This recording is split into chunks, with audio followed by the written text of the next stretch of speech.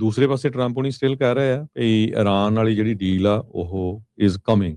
ਸੋ ਸਾਡੀ ਜਿਹੜੀ ਗੱਲਬਾਤ ਆ ਉਹ ਚੱਲ ਰਹੀ ਆ। ਕਹਿੰਦੇ we have a good chance ਵੀ ਸਾਈਨ ਕਰਨ ਦੇ ਲਈ ਡੀਲ 2 ਜਾਂ 3 ਦਿਨਾਂ ਦੇ ਵਿੱਚ। ਇਹ ਪ੍ਰੈਜ਼ੀਡੈਂਟ ਟਰੰਪ ਹੁਣੀ ਜਿਹੜਾ ਆ ਉਹ ਉਹਨਾਂ ਨੇ ਪੱਤਰਕਾਰਾਂ ਨਾਲ ਗੱਲ ਕਰਦੇ ਹੋਏ ਦੱਸਿਆ ਹੈਗਾ।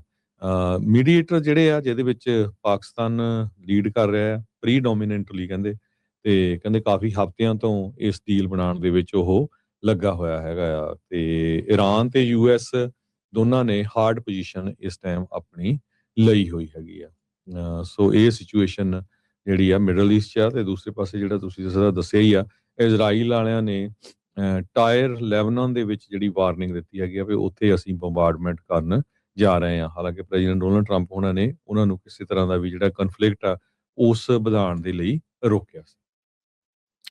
ਜੀ ਬਿਲਕੁਲ। ਜੇ ਦੇਖਿਆ ਜਾਵੇ ਤਾਂ ਹਰਜੋਤ ਸਿੰਘ ਜੀ ਸੋ ਫਾਰ 2 ਮਹੀਨੇ ਹੋ ਗਏ ਆ ਜਦੋਂ ਟਰੰਪ ਹੁਣਾਂ ਨੇ ਪਹਿਲੀ ਵਾਰੀ ਜਿਹੜੀ ਸੀਜ਼ ਫਾਇਰ ਆ ਉਹ ਐਲਾਨ ਕੀਤੀ ਸੀਗੀ। ਤੇ ਉਸ ਤੋਂ ਬਾਅਦ ਦੇ ਵਿੱਚ ਉਦੋਂ ਤੋਂ ਹੀ ਇਹ ਕਹਿ ਰਹੇ ਆ ਵੀ ਦੋਨੋਂ ਸਾਈਡਸ, ਦੋਨੋਂ ਮੁਲਕ, ਦੋਨੋਂ ਧਿਰਾਂ ਡੀਲ ਬਣਾਉਣ ਦੇ ਬਿਲਕੁਲ ਨਜ਼ਦੀਕ ਹੈਗੀਆਂ ਆ। ਸੋ 7 ਅਪ੍ਰੈਲ ਨੂੰ ਜਿਹੜੇ ਆ ਸੋਸ਼ਲ ਮੀਡੀਆ ਦੇ ਉੱਤੇ ਟਰੰਪ ਹੁਣਾਂ ਨੇ ਕਿਹਾ ਸੀਗਾ ਵੀ ਅਜੇ ਵੈਰੀ ਫਾਰ ਅਲੋਂਗ ਆ ਤੇ 2 ਹਫ਼ਤੇ ਚਾਹੀਦੇ ਆ ਵੀ ਐਗਰੀਮੈਂਟ ਨੂੰ ਫਾਈਨਲਾਈਜ਼ ਜਿਹੜਾ ਉਹ ਕਰਨ ਦੇ ਲਈ। ਤੇ ਕਹਿੰਦੇ ਵੀ ਲੌਂਗ ਟਰਮ ਪ੍ਰੋਬਲਮ ਆ ਤੇ ਰੈਜ਼ੋਲੂਸ਼ਨ ਦੇ ਲਈ ਟਾਈਮ ਜਿਹੜਾ ਉਹ ਲੱਗੇਗਾ। ਪਰ ਕਹਿੰਦੇ ਵੀ ਕੋਈ ਰੈਜ਼ੋਲੂਸ਼ਨ ਓਬਵੀਅਸਲੀ ਨਹੀਂ ਜਿਹੜਾ ਉਹ ਬਣਿਆ।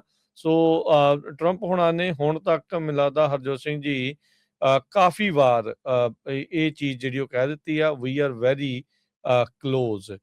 So getting closer, largely negotiated, subject to finalization. Deal would be announced shortly. Very close to having a deal. We are very close to final deal with Iran. ਇਹ ਸਾਰੇ ਇਹਨਾਂ ਦੇ ਜਿਹੜੇ ਇਹ ਬਿਆਨ ਜਿਹੜੇ ਉਹ ਹੈਗੇ ਆ। ਸੋ ਤੁਸੀਂ ਦੇਖ ਹੀ ਸਕਦੇ ਆ ਵੀ ਟਰੰਪ ਹੁਣਾਂ ਨੇ ਪਿਛਲੇ 2 ਮਹੀਨਿਆਂ ਤੋਂ ਤਕਰੀਬਨ ਇਹ ਬਿਆਨ ਜਿਹੜੇ ਉਹ ਦੇ ਰਹੇ ਆ ਤੇ ਪਰ ਅਜੇ ਤੱਕ ਡੀਲ ਕਿਸੇ ਪਾਸੇ ਫਾਈਨਲਾਈਜ਼ ਹੋ ਨਹੀਂ ਰਹੀ। ਅਕਸਰ ਆਪਾਂ ਦੇਖਦੇ ਹਾਂ ਵੀ ਇਹ ਜਦੋਂ ਵੀ ਇਦਾਂ ਦਾ ਬਿਆਨ ਦਿੰਦੇ ਆ ਉਦੋਂ ਸਟਾਕ ਮਾਰਕੀਟ 'ਚ ਜ਼ਰੂਰ ਹਰਕਤ ਜਿਹੜੀ ਆ ਹਰਜੋਤ ਸਿੰਘ ਜੀ ਹੋ ਜਾਂਦੀ ਆ। ਉਦੋਂ ਫਿਰ ਇਹ ਸਾਰੀਆਂ ਚੀਜ਼ਾਂ ਜਿਹੜੀਆਂ ਆ ਉਹ ਦੇਖਣ ਨੂੰ ਜਿਹੜੀਆਂ ਉਹ ਮਿਲ ਰਹੀਆਂ ਆ। ਸੋ ਪਰ ਇਹ ਆ ਵੀ ਟਰੰਪ ਹੁਣੀ ਬਾਰ-ਬਾਰ ਕਹਿ ਹੀ ਤਾਂ ਜਾ ਰਹੇ ਆ ਤੇ ਪਰ ਇਹ ਆ ਵੀ ਅਜੇ ਹੱਲ ਜਿਹੜਾ ਉਹ ਪੂਰੀ ਤਰ੍ਹਾਂ ਹੋਇਆ ਨਹੀਂ। ਤੇ ਇੱਕ ਚੀਜ਼ ਜਿਹੜੀ ਹਰਜੋਤ ਸਿੰਘ ਜੀ ਇਹ ਜਿਹੜੀ ਜ਼ਰੂਰ ਹੈਗੀ ਆ ਵੀ ਹੁਣ ਕੋਈ ਮੰਨੇ ਚਾਹੇ ਨਾ ਮੰਨੇ, ਚਾਹੇ ਇਰਾਨ ਵਰਗੇ ਮੁਲਕ ਦੇ ਉੱਤੇ ਤਕਰੀਬਨ 50 ਸਾਲ ਤੋਂ ਸੈਂਕਸ਼ਨਸ ਲੱਗੀਆਂ ਹੋਈਆਂ। 47 ਸਾਲ ਤੋਂ ਵੱਧ ਦਾ ਵਕਤ ਜਿਹੜਾ ਉੱਤੇ ਹੋ ਚੁੱਕਾ ਸੈਂਕਸ਼ਨਸ ਜਿਹੜੀਆਂ ਉਹ ਲੱਗੀਆਂ ਹੋਈਆਂ ਆ। 38 ਵਾਰ ਟਰੰਪ ਹੋਣਾ ਨੇ ਹੁਣ ਤੱਕ ਕਹਿ ਚੁੱਕੇ ਆ ਵੀ ਡੀਲ ਜਿਹੜੀ ਫਾਈਨਲ ਹੋਣ ਵਾਲੀ ਆ।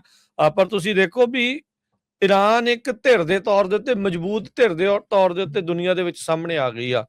ਉਹਨਾਂ ਨੂੰ ਇਹ ਪਤਾ ਲੱਗ ਗਿਆ ਵੀ ਉਹਨਾਂ ਦਾ ਲਾਂਘੇ ਦੇ ਉੱਤੇ ਪੂਰਾ ਹੀ ਕੰਟਰੋਲ ਆ, ਸਟ੍ਰੇਟ ਆਫ ਹਾਰਮੁਜ਼ ਨੂੰ ਲੈ ਕੇ ਜਿਹੜਾ ਹਰਜੋਤ ਸਿੰਘ ਜੀ। ਤੇ ਉਤੋਂ ਹੁਣ ਅਗਲੇ ਮਰਜ਼ੀ ਦੇ ਨਾਲ ਜਦੋਂ ਮਰਜ਼ੀ ਮਿਜ਼ਾਈਲ ਵੀ ਛੱਡ ਦਿੰਦੇ ਆ, ਗੱਲਬਾਤ ਵੀ ਕਰਦੇ ਆ, ਹੋਰ ਮੁਲਕਾਂ 'ਚ ਜਾ ਕੇ ਵੀ ਉਹ ਗੱਲਬਾਤ ਜਿਹੜੀ ਉਹ ਹੋ ਰਹੀ ਆ। ਤੇ ਇਹ ਆਪਣੀ ਅੜੀ ਜਿਹੜੀ ਆ ਇਰਾਨ ਵਾਲੇ ਉਹ ਪਕਾਉਣ ਦੀ ਜਿਹੜੀ ਉਹ ਕੋਸ਼ਿਸ਼ ਕਰ ਰਹੇ ਆ।